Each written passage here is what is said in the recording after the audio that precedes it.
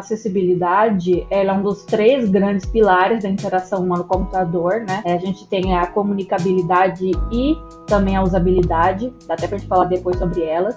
Mas a acessibilidade, ela vai envolver formas de viabilizar que pessoas com diversas características, necessidades e limitações consigam utilizar determinada tecnologia. E muita gente acha que a acessibilidade é somente para com pessoas com deficiência, quando na verdade não. Por exemplo, uma pessoa idosa, que é uma pessoa assim, que às vezes não tem um letramento digital tão grande, a acessibilidade serve para essa pessoa.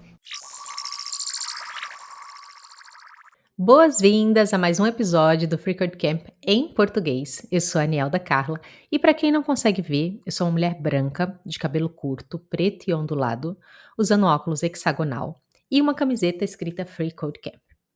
E hoje nós vamos conversar com a Ludmila Galvão, doutora em informática pela Universidade Federal do Paraná e que dedica sua pesquisa ao estudo de inclusão de crianças surdas em processos de design de jogos.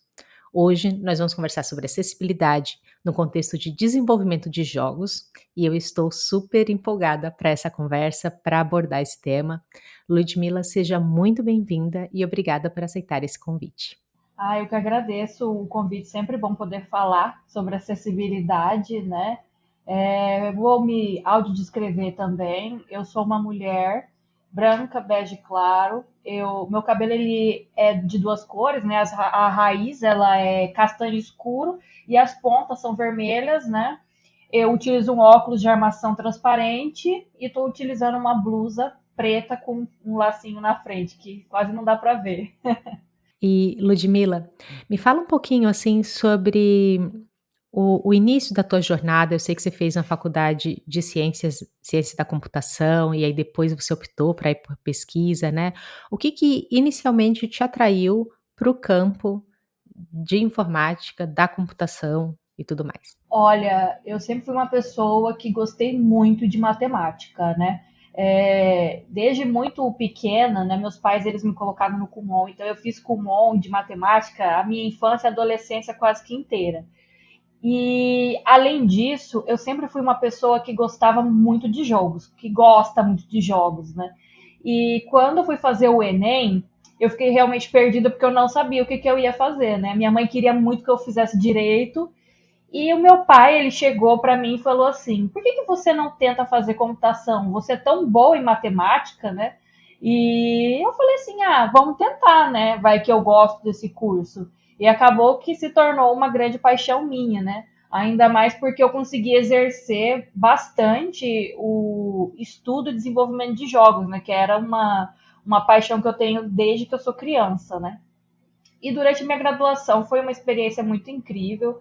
Eu sempre fui uma pessoa que quis se engajar em várias áreas ali da computação. Então, antes de saber o que realmente eu iria fazer, que no caso, hoje em dia eu exerço a docência, eu fiz de tudo, gente, vocês imaginam. Eu já trabalhei em iniciação científica como voluntária, como bolsista. Eu já fiz estágio na Rede Nacional de Pesquisa. Eu já fui presidente do centro acadêmico, eu já fui do colegiado do curso. Eu acho que eu só não fui da empresa júnior e eu não fui por causa de falta de oportunidade mesmo. E de atlética, porque realmente esportes não é comigo.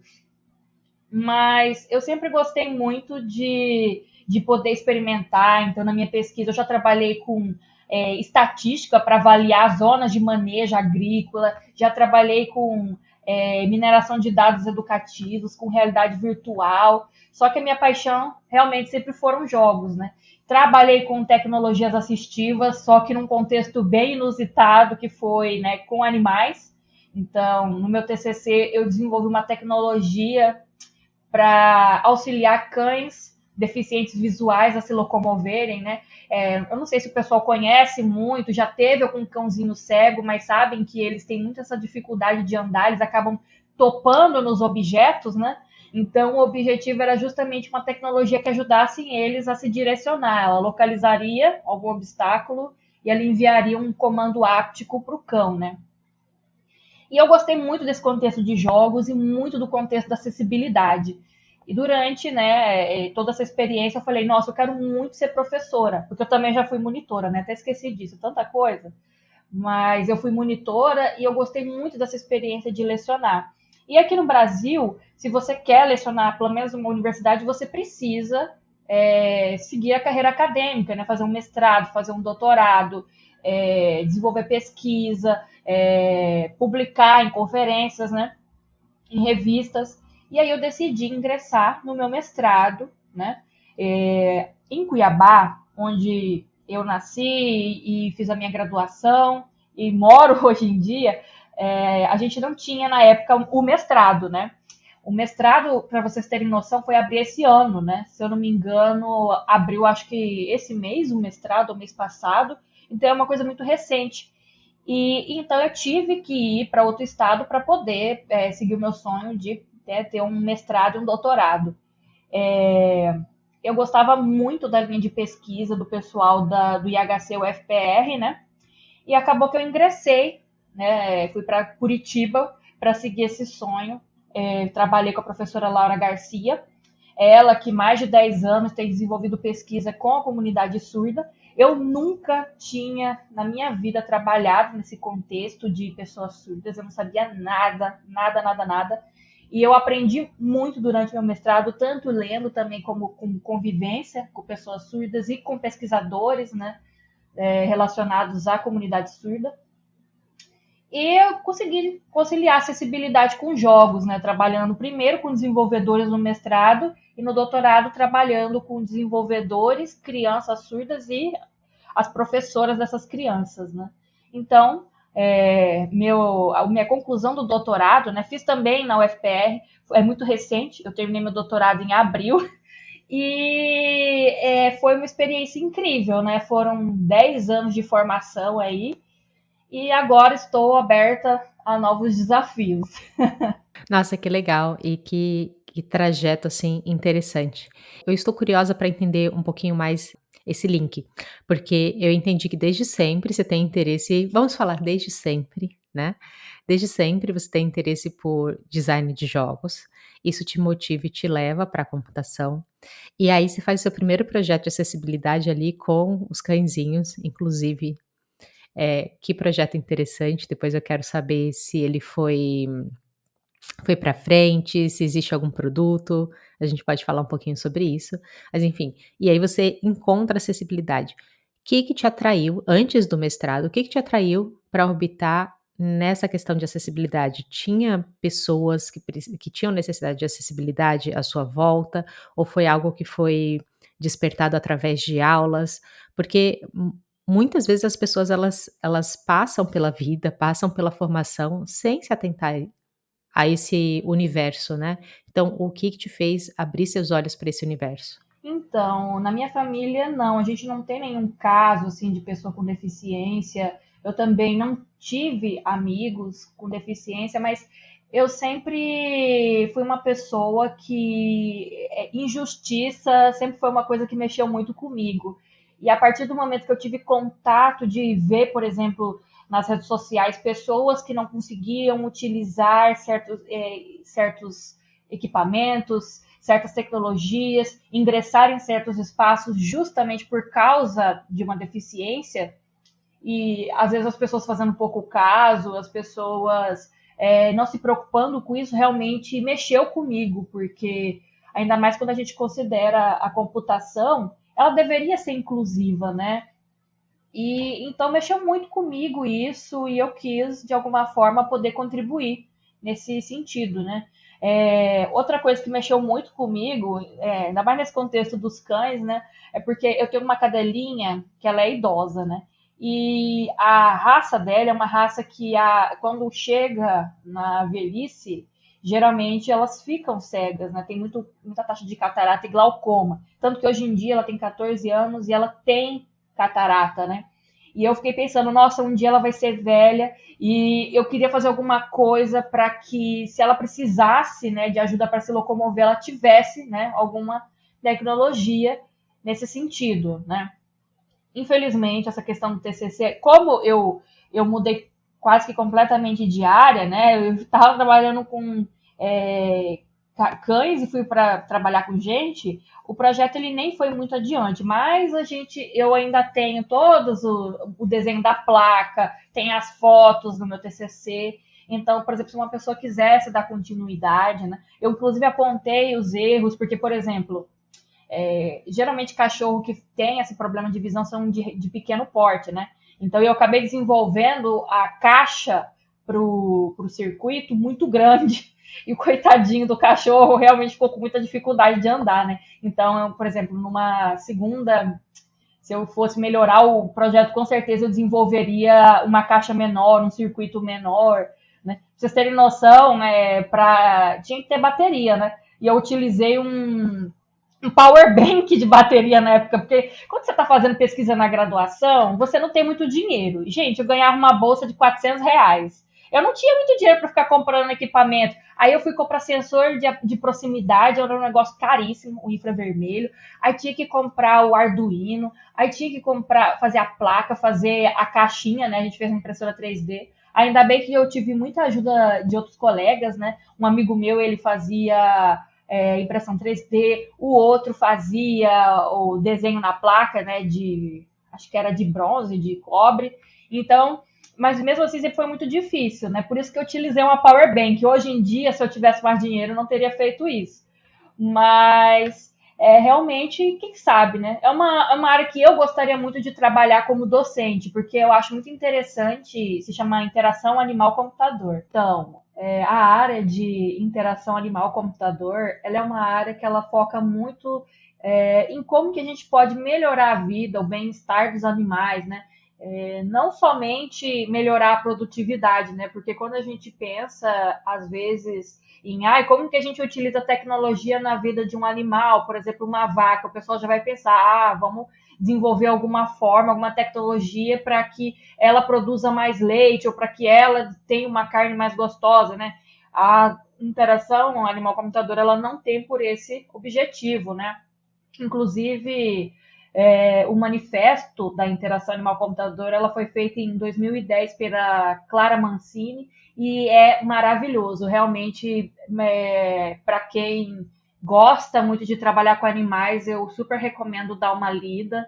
É um trabalho incrível. Inclusive, se vocês têm interesse em trabalhar nessa área, entre em contato comigo, porque eu super quero desenvolver uma pesquisa nesse âmbito, né? E é uma área que mexeu muito comigo e quando a gente trabalha com seres humanos, foi um choque de realidade muito grande para mim, né?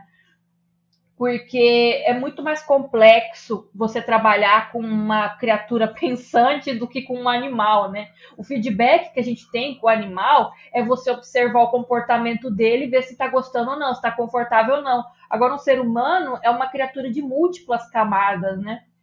E quando eu ingressei no meu mestrado, eu entrei nessa área de interação humano-computador e eu fiquei assim maravilhada, porque é uma área muito incrível, né?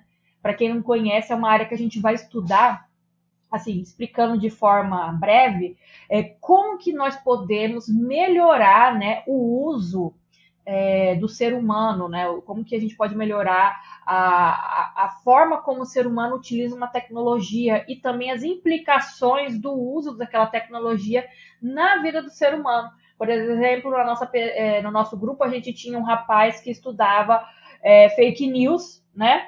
E quais eram os impactos delas na vida do ser humano. A gente tem também o design com pessoas. Então, como que nós podemos melhorar uma tecnologia a partir da participação do usuário final naquela construção, né? A minha pesquisa tem muito disso. Então, é uma área incrível. E, basicamente, é isso.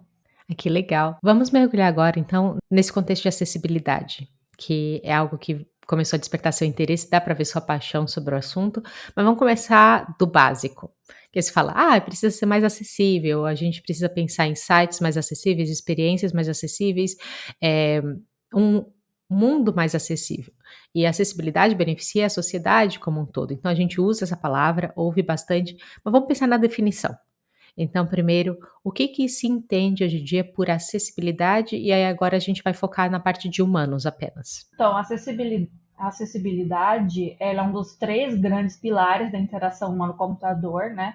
A gente tem a comunicabilidade e também a usabilidade, dá até para a gente falar depois sobre elas, mas a acessibilidade ela vai envolver formas de viabilizar que pessoas com diversas características, necessidades e limitações consigam utilizar determinada tecnologia.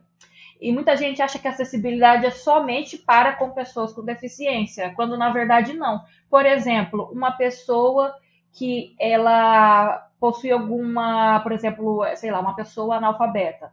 A gente tem que trazer acessibilidade para essa pessoa. Uma pessoa idosa, que é uma pessoa assim que às vezes não tem um letramento digital tão grande. Também a acessibilidade serve para essa pessoa. Entendeu? Ou a gente pode falar também a questão de pessoas que possuem alguma limitação momentânea. Por exemplo, você está jogando um jogo e no momento você não pode ouvir o áudio. Aí, se aquele jogo não é acessível, você pode acabar perdendo parte da história, parte da informação, porque naquele momento você não está conseguindo acessar uma via do feedback. Né? Então, a acessibilidade ela vai para além de pessoas com deficiência. Ela engloba, mas não se limita a somente isso. É realmente desenvolver tecnologias que abracem o maior número de pessoas o possível, né?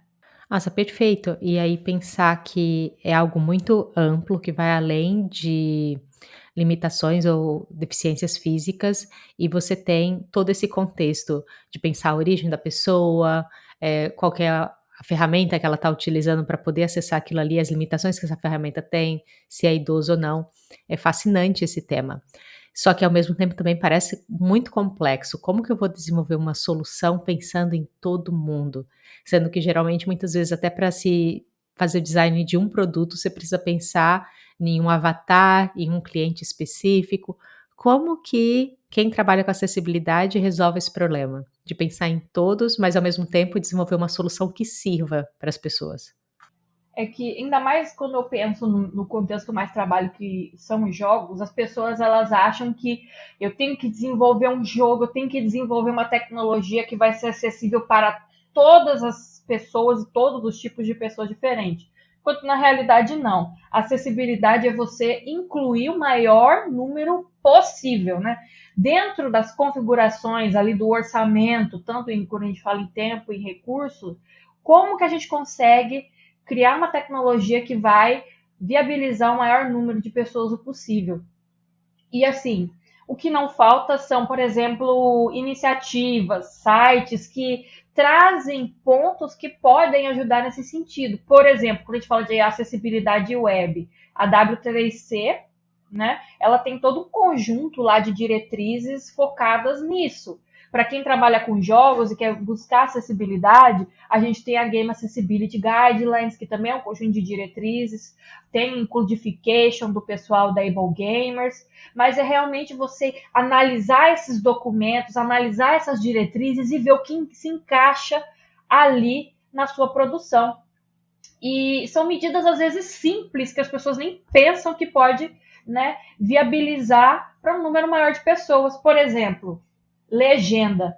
Gente, legenda é uma coisa tão simples e ela é útil para tantos tipos de pessoa e às vezes a pessoa não coloca por exemplo, vamos supor que sua plataforma tem algum tipo de vídeo, não coloca legenda no vídeo, uma pessoa surda, por exemplo, não consegue acessar, uma pessoa que não pode ouvir aquele vídeo naquele momento não vai conseguir acessar, entendeu? Outra coisa, quando a gente fala de jogos, né? O controle de volume separado, o som do ambiente separado, da música de fundo separado, por exemplo, de narração, né? Isso é útil tanto para pessoas com algum tipo de deficiência auditiva, como também para pessoas neurodivergentes que têm dificuldade em focar. Quando é muito som, é muita informação, né? É muito difícil. Então, eles geralmente deixam mais alto aquele som que eles precisam focar naquele momento, né? Inclusive, é muito importante o som, principalmente quando a gente fala de pessoas com baixa visão ou com algum tipo de deficiência visual. Mas é realmente esse trabalho de você se atentar e analisar o que você pode fazer ali naquele ambiente, né? Por isso que é tão importante vocês contratarem profissionais que trabalham com acessibilidade, né? Eu já trabalhei em alguns projetos e essas pessoas elas vão justamente analisar as necessidades, o que vocês possuem de orçamento e apontar direcionamentos de acessibilidade, né? Quais são alguns elementos que você considera que são fundamentais, que tornam um jogo mais acessível? Você já citou aqui legenda, você citou, por exemplo, a possibilidade de de poder executar uma ação com ou sem o áudio. Isso me chamou bastante atenção, porque, por exemplo, eu tenho o hábito de jogar sempre tudo no mudo. Eu nunca ouço nada. E eu sei que é uma experiência bem diferente de quem ouve, às vezes, né? Então, eu tô curiosa. Olha, eu posso, assim, gastar muito tempo falando sobre isso. Até porque eu não sou exatamente uma pessoa com deficiência, mas eu tenho um astigmatismo muito forte. Então, qualquer função de acessibilidade relacionada à visão, geralmente eu utilizo. Por exemplo, eu não enxergo muito bem de longe, né? Então, se eu posso aumentar a fonte do jogo, eu sempre vou poder aumentar. Se eu posso aumentar o tamanho dos botões, eu também vou aumentar. Então, é um tipo de configuração que não é tão complicada, mas que ajuda muito. Outra coisa que é muito importante, que as pessoas às vezes não consideram, é o jogo possuir um bom contraste, né? Ainda mais quando a gente fala de jogo de terror, que é um jogo que ele tem por objetivo ser uma ambientação escura, aí vai fazer uma interface, né? Por exemplo, a hotbar, os itens ali da HUD, aí fazem tudo escuro, utiliza a cor preta, vermelha, cinza escuro. Ninguém enxerga aquilo lá, entendeu? Precisa ter um bom contraste, gente. Aí, uma forma que a gente utiliza muito é utilizar alguma ferramenta de análise de contraste. Pegar, por exemplo, uma cor, a cor do fundo com alguma outra cor e analisar o grau de contraste, né? Tem um site chamado Contrast Checker que ajuda muito nesse sentido. Inclusive, uma coisa que eu descobri recentemente é que contraste de pouco é ruim, mas contraste demais também é ruim. Porque, por exemplo, se a gente utiliza o fundo preto com a cor branca na teoria, é um contraste bom. Mas não, porque o que acontece? Isso pode causar o efeito desfoque, entendeu? Como é contraste demais, aquilo vai ficar desfocado para algumas pessoas. Então, precisa chegar no meio termo ali das cores. Outra coisa que a gente também pode fazer, muita gente pensa em acessibilidade, já pensa em filtro de daltônico, né? Existe, acho que, 4 tipos de pessoas com daltonismo, né? 4 tipos diferentes. E muita gente acha que, coloquei filtro de daltonismo, o jogo já é acessível. Às vezes você não precisa colocar um filtro de daltonismo, mas existem alguns sites que eles simulam a visão de pessoas com daltonismo e você pode muito bem subir uma imagem do seu jogo ali e aí analisar se o contraste está bom. Outro teste, que esse é antiguíssimo, é o teste da escala de cinza, que é você colocar a imagem do seu jogo e deixá-la totalmente na cor cinza e analisar se o contraste ali tá bom. Principalmente quando a gente fala entre elementos ali da UI, por exemplo, como foi que eu falei? HUD, hotbar e o fundo do jogo, o cenário, né? Isso é muito importante quando a gente fala principalmente de pessoas com baixa visão, pessoas como a Ludmilla, que tem astigmatismo, pessoas neurodivergentes, né? Outra coisa que é difícil eu ver jogo que não toma essa medida, mas eu acho que podemos fazer isso de formas mais inteligentes, aviso de conteúdo sensível, né? O que acontece? Quando a gente vai abordar num jogo algum tema que pode gerar gatilho, por exemplo, algum tipo de doença de saúde mental, por exemplo, depressão, esse tipo de coisa, ou, por exemplo, sangue, gore, suicídio, que são temas sensíveis, a gente tem que avisar previamente o jogador. Porque uma pessoa, por exemplo, que pode, de alguma forma, se sentir prejudicada ao ver esse tipo de assunto, né? A gente não sabe que tipo de reação pode ter nela e pode, inclusive, machucá-la, né? Então é muito importante a gente avisar se vai ter algum tipo de conteúdo sensível.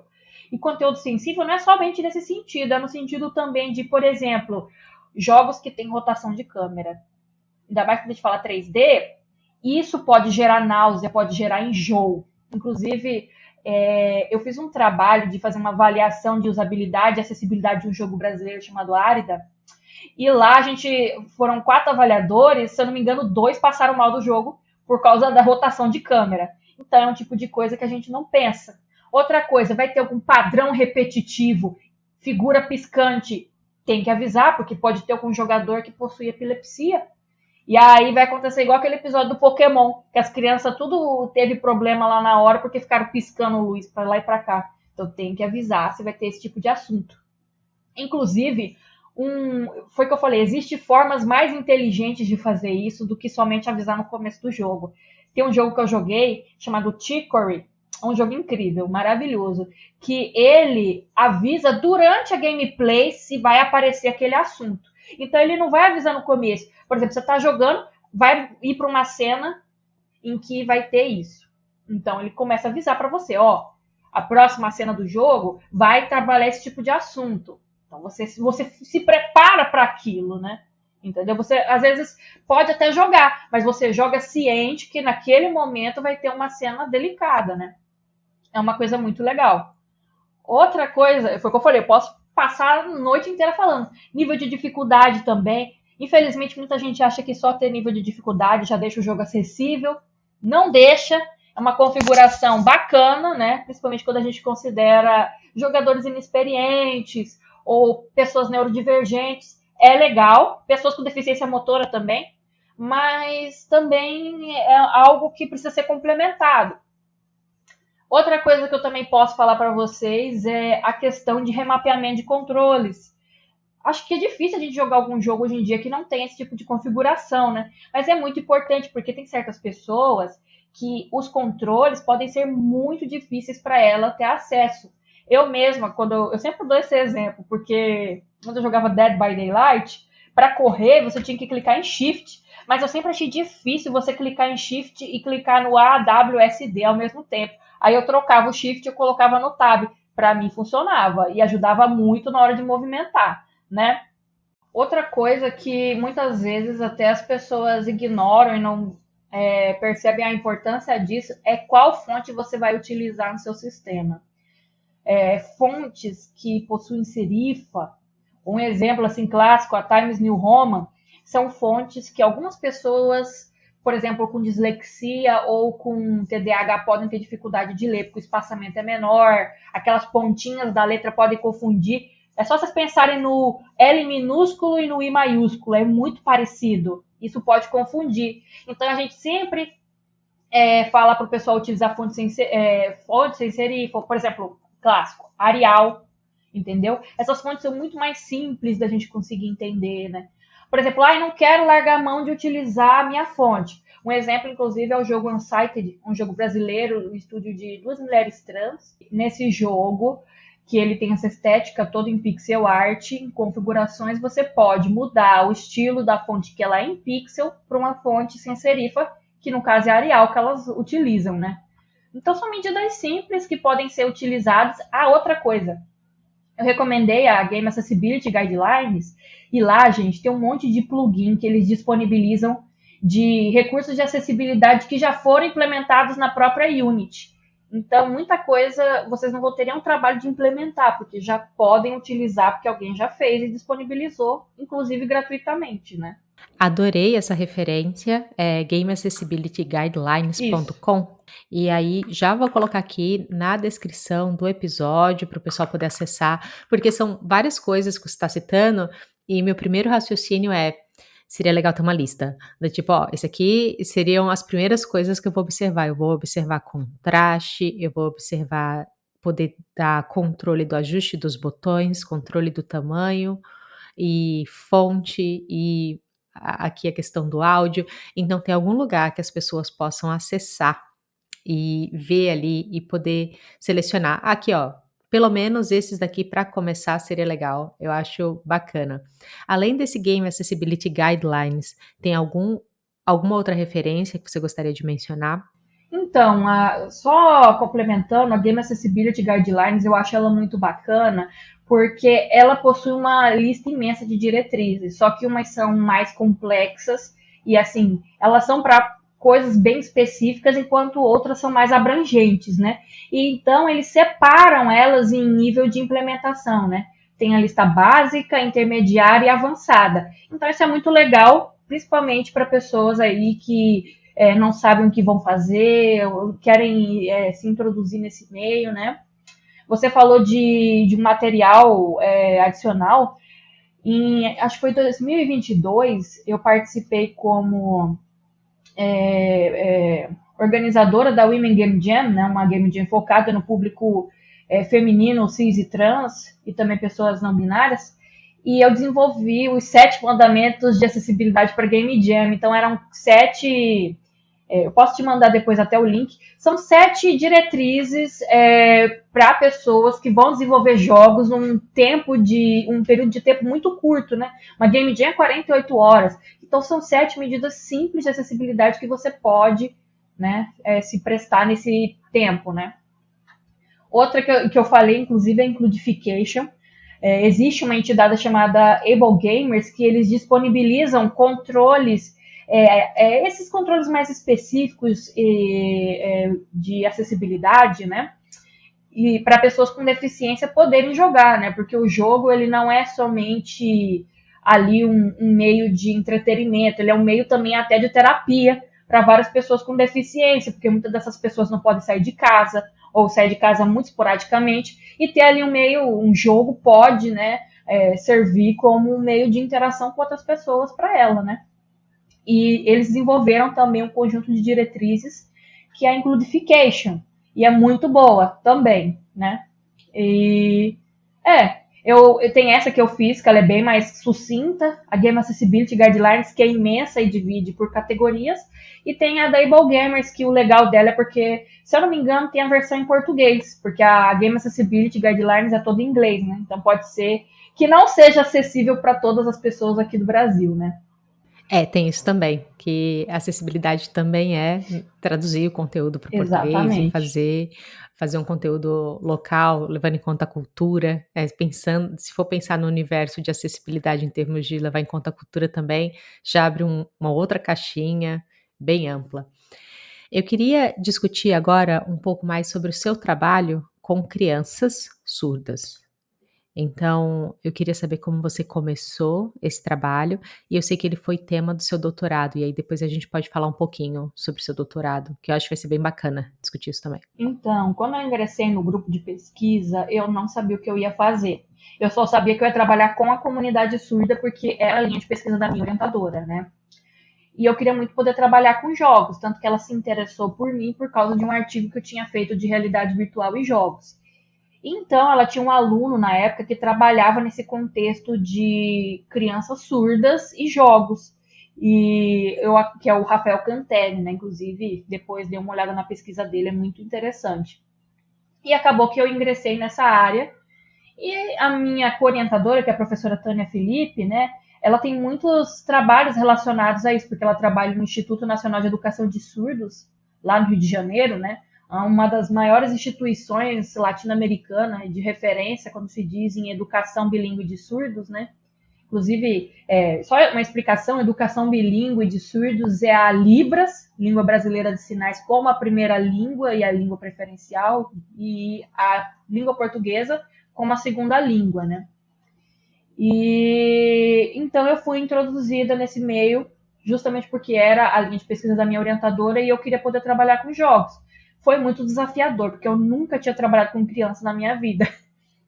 No mestrado, eu não tive contato presencial com elas, né? Eu só estudei. Eu li muitos trabalhos de outros alunos, tanto da professora Laura quanto da professora Tânia. Eu acompanhei muito a pesquisa do Rafael, mas sempre foi esse contato muito distante. E uma coisa que é muito importante vocês entenderem, artigo, gente, nunca vai chegar aos pés de você trabalhar na realidade, porque é completamente diferente.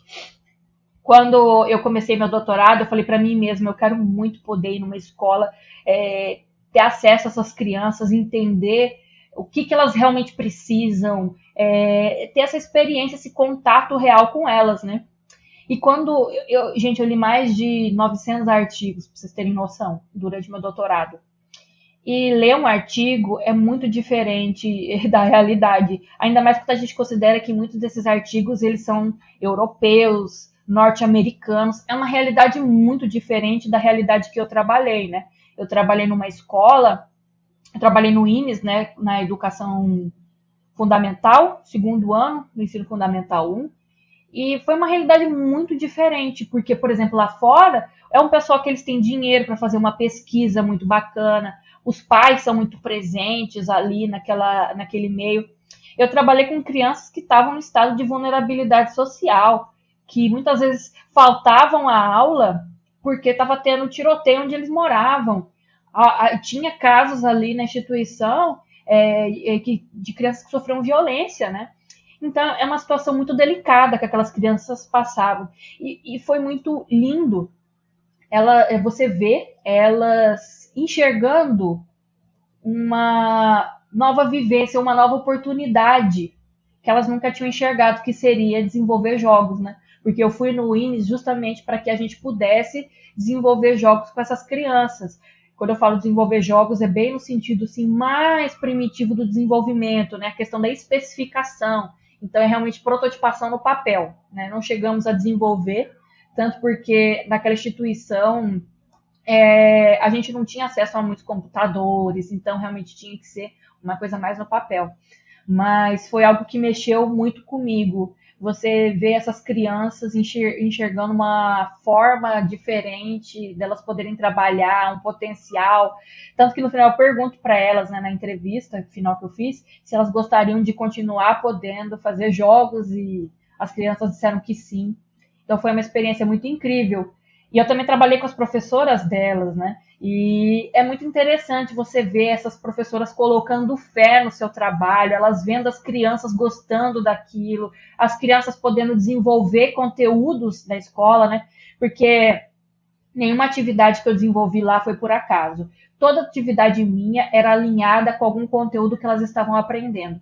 Por exemplo, elas estavam aprendendo sobre animais. Então, as atividades que eu ia desenvolver eram relacionadas aos animais que elas estavam aprendendo. Elas estavam aprendendo sobre determinado assunto em matemática. Vamos ensinar esse conteúdo enquanto elas jogam, enquanto elas se divertem, né? Então, a gente conseguiu conciliar muito isso. Em paralelo com esse trabalho todo, eu estava passando todas essas produções das crianças e das professoras para desenvolvedores de jogos, né? No meu mestrado eu trabalhei com eles, só que foi o que eu falei, no mestrado era um contato distante, né? Porque eu fiz uma metodologia, que é a KG2, visando esses documentos que eu li, por exemplo, Base Nacional Comum Curricular, documentos ali da educação infantil de crianças surdas. Só que durante o doutorado, eu coloquei muito da minha experiência, muito da minha vivência na hora de desenvolver a evolução da KG2, né, que foi a KG2DP. E os desenvolvedores, eles deixaram muito claro isso para mim, como que essa participação que eu tive, esse contato que eu tive com as crianças, possibilitou que desenvolvêssemos um jogo muito mais realista com o contexto daquelas crianças, né? Foi muito legal porque muitos desses desenvolvedores não tinham contato nenhum com a comunidade surda, com acessibilidade, e eles aprenderam muito nesse sentido, se sentiram mais confiantes, né? Então o projeto deu mais confiança para eles. Então foi uma experiência muito bacana, muito desafiadora, porque são três públicos completamente diferentes. Quando a gente fala de uma criança surda, ela é muito diferente de uma criança ouvinte. A forma que você se comunica, que você capta o feedback dela é completamente diferente de uma criança ouvinte. As professoras, que também são diferentes, eu nunca tinha trabalhado com elas e foi uma experiência diferente. E os desenvolvedores, né? Eu trabalhei com desenvolvedores no formato virtual, né? As crianças e as professoras foi presencialmente e os desenvolvedores foi virtual. E cada um deles trabalhavam em ambientes diferentes, tinham experiências diferentes, e cada um pôde contribuir de uma forma muito substancial para o jogo final, que foi o Casa dos Bichos, né? E eu acho muito bacana o fato de que, não tenho como trabalhar aqui o desenvolvimento do jogo, vamos fazer a prototipagem. E as crianças já se apaixonaram com a prototipagem já foi o suficiente para despertar esse interesse ali nas crianças. Foi a partir dessa sua experiência que você desenvolveu o framework que você trabalhou no seu doutorado, que você defendeu agora no início do ano, correto? Eu Isso. gostaria de entender um pouco mais sobre esse framework que você criou. Então, o framework KG2DP, ele é como se fosse uma evolução, quem já assistiu Digimon conhece, né? Ele foi uma digievolução do KG2 e ele tem por objetivo, né, auxiliar equipes multidisciplinares a desenvolver jogos que considerem o contexto de crianças surdas, né? Não só considerar o contexto, como também a participação de crianças surdas e seus educadores, né?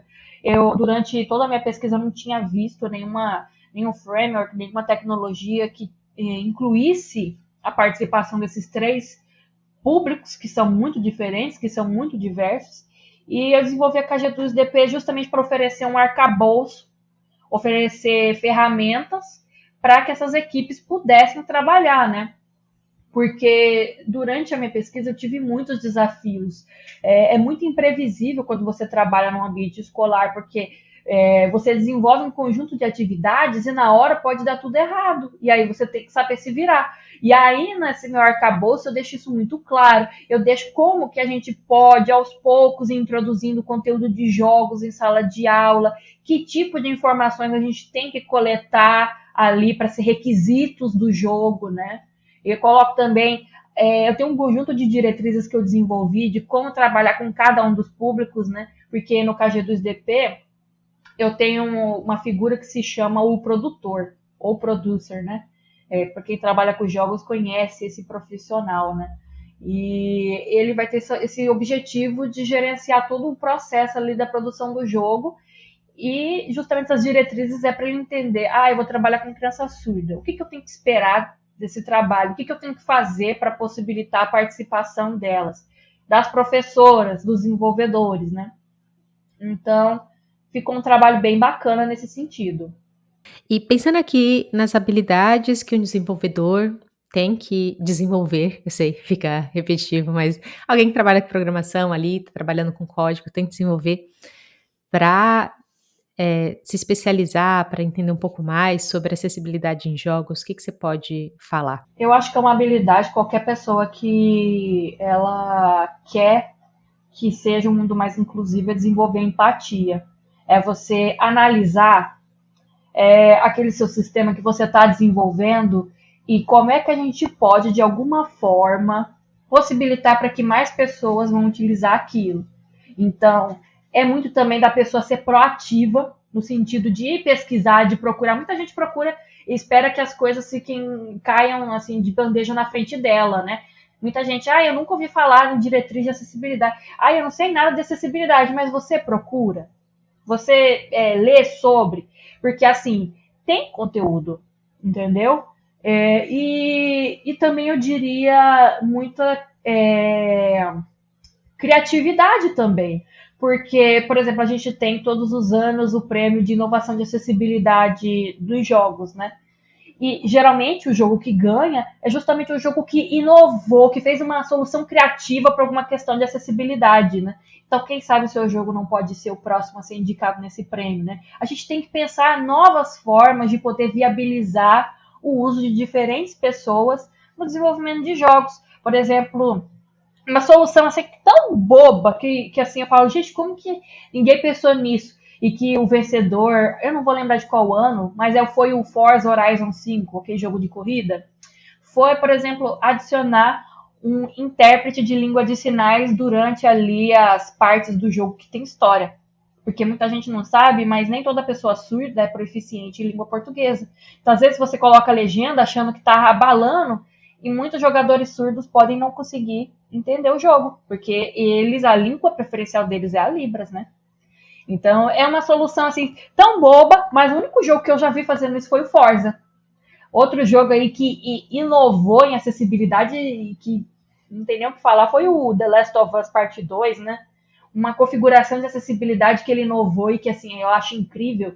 Ele tem um tipo de sonar que, principalmente para pessoas com deficiência visual, você ativa esse sonar e ele vai apontar sonoramente onde é que estão os inimigos, para essa pessoa justamente conseguir jogar.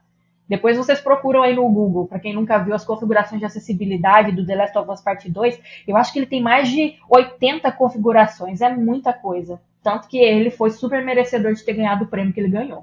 A gente ouve muito falar que no ambiente de tecnologia as comunidades elas são muito fortes. Então, a comunidade Python é muito forte, a comunidade do Elixir é muito forte, todas as comunidades estão ali, são muito engajadas e elas são essa força impulsionadora para a inovação.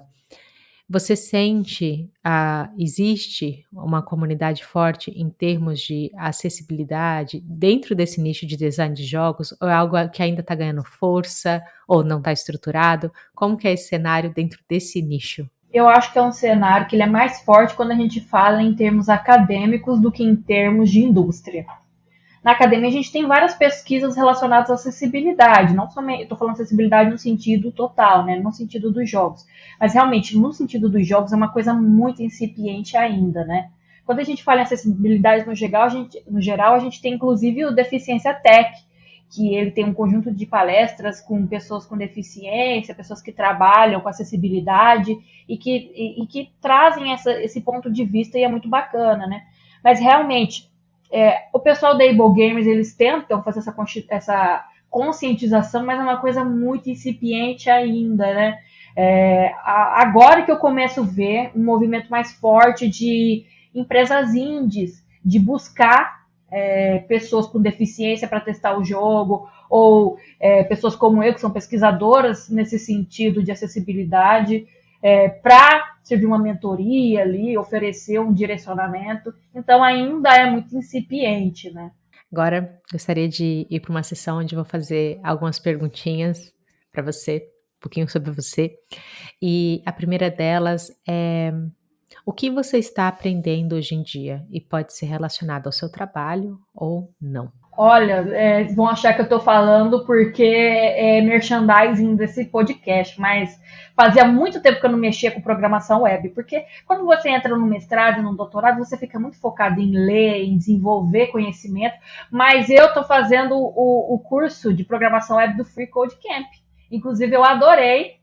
Eu tô adorando, eu acho muito legal ele pedir para você fazer uma coisa e aí você já verifica se tá certo na hora, assim, sabe? Ele não pede grandes coisas e depois você vai saber se fez certo, né? Ele vai pedindo de pouquinho em pouquinho.